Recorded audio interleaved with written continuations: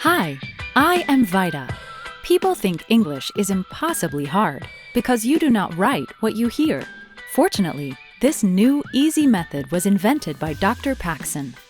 Hi, I am Bit. Do you know why the word cat is spelled with letter Z? When you hear sound k, you may want to spell it as letter K. But don't. I am letter C. I do this job in 73% of English words.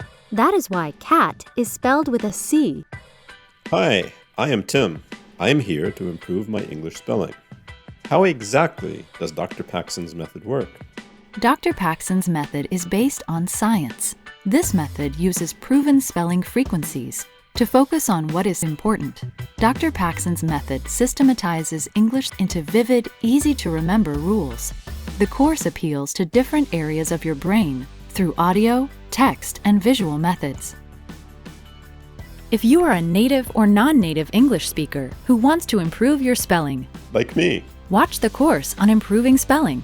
Or if you are starting to learn English, Like me. watch the course on learning the 300 most common English words. The method is explained in Dr. Paxson's book. These videos make English become easy.